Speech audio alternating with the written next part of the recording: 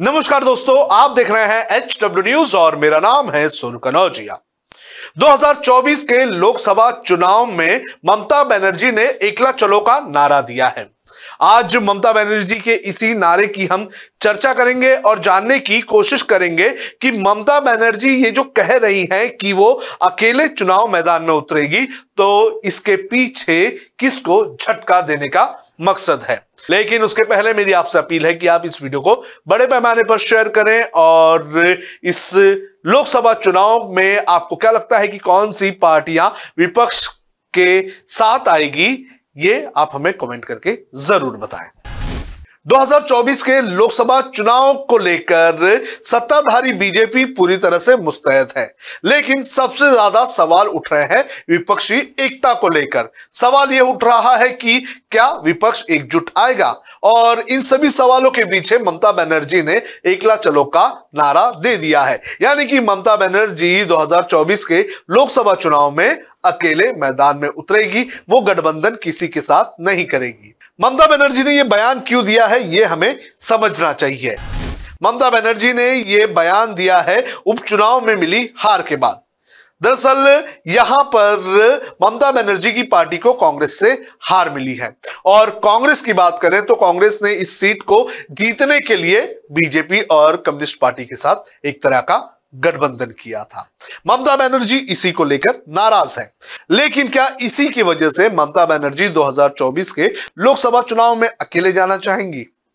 हम आपको बताते हैं कि ममता बनर्जी किसी भी कीमत पर अकेले नहीं जाएंगी। ममता बनर्जी को विपक्ष के साथ ही रहना होगा। लेकिन आप लोगों में से कुछ लोगों का यह मानना होगा कि ममता बनर्जी ने इसके पहले बीजेपी के साथ गठबंधन किया है, तो वो बीजेपी के साथ जा सकती है। हमारा कहना है कि ममता बनर्जी बीजेपी के साथ नहीं जाएगी। इसके पीछे का एक अहम कारण है। अहम कारण यह है कि जब ममता बनर्जी बीजेपी के साथ थी तो उस वक्त बीजेपी अलग थी। उस वक्त भारतीय जनता पार्टी में अटल बिहारी वाजपेयी जैसे नेता हुआ करते थे। लेकिन 2014 के बाद से बीजेपी पूरी तरह से बदलती हुई नजर आ रही है। तो ममता बनर्जी नरेंद्र मोदी के साथ एक ही मंच और एक ही गठबंधन साझा कर पाएंगी, ये एक बहुत बड़ा सवाल है। इसके अलावा एक सबसे बड़ा और अहम मामला यह है कि जो भी गठबंधन की पार्टियां रही हैं बीजेपी के साथ, वो समय समय पर खत्म होती रही है। 2014 के लोकसभा चुनाव के बाद जिस तरह से बीजेपी जीत के आई थी, उसके बाद से ही बीजेपी की कई सारी सहयोगी पार्टियां जो हैं वो बीजेपी से अलग हो गई। उनका यह कहना था कि बीजेपी ने अपने सहयोगी दलों को कमजोर करने का काम किया है, फिर चाहे तेलुगु देशम पार्टी हो या फिर उद्धव ठाकरे की शिवसेना। समय समय पर इन लोगों ने आरोप लगाया है कि भारतीय जनता पार्टी गठबंधन में अपने सहयोगी पार्टियों की बात नहीं सुनती है और सहयोगी पार्टियों को कमजोर करने का काम भारतीय जनता पार्टी कर रही थी। तो जो हाल उद्धव ठाकरे के साथ हुआ है, उसी तरह का हाल ममता बनर्जी अपनी पार्टी के साथ होता हुआ नहीं देख सकती है। ममता बनर्जी राजनीति की एक मंझी हुई खिलाड़ी है और वो समझती हैं कि कौन सा कदम किस समय उठाना चाहिए। ममता बनर्जी ने एकला चलो का नारा ये एक बहुत ही सोच समझ कर दिया है। राजनीतिक पंडितों की अगर बात करें तो ममता बनर्जी ने ऐसा नारा देकर खुद की पार्टी और पार्टी के विधायक और सांसदों को बचाने का काम किया है। राजनीतिक पंडितों का यह मानना है कि ममता बनर्जी जब केंद्र के खिलाफ आक्रामक हुई थी तो ममता बनर्जी के ऊपर कई सारी कार्रवाई हुई थी। ममता बनर्जी के पार्टी के नेताओं के ऊपर, उनके भतीजे के ऊपर केंद्रीय एजेंसियों की गाज पड़ गई थी। ममता बनर्जी ने लेकिन उसके बाद अपना रुख जो है नरम कर दिया, और उसके बाद हम देख रहे हैं कि काफी वक्त से टीएमसी के नेताओं पर कोई भी कार्रवाई केंद्रीय एजेंसी की होती हुई नजर नहीं आ रही है।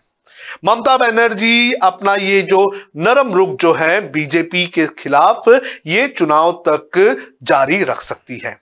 और जैसे ही चुनाव की तारीखों का ऐलान होगा, उसके बाद ममता बनर्जी अपना जो रूप है वो दिखाना शुरू कर देंगी।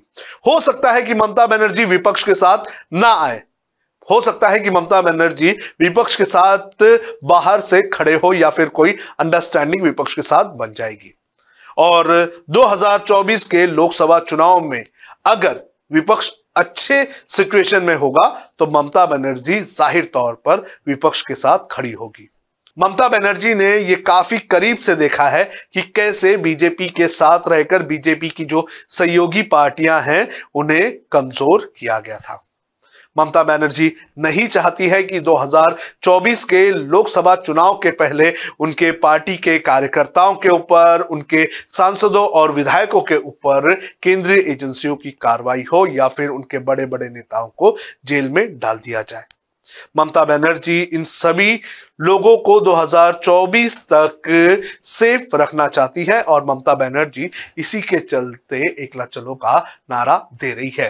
ममता बनर्जी कुछ भी हो जाए, ममता बनर्जी विपक्ष के साथ जाएगी, या फिर ये विपक्ष कांग्रेस का होगा या फिर तीसरा मोर्चा, लेकिन ममता बनर्जी बीजेपी के साथ जाए इस वक्त ये आसार नजर नहीं आ रहे हैं।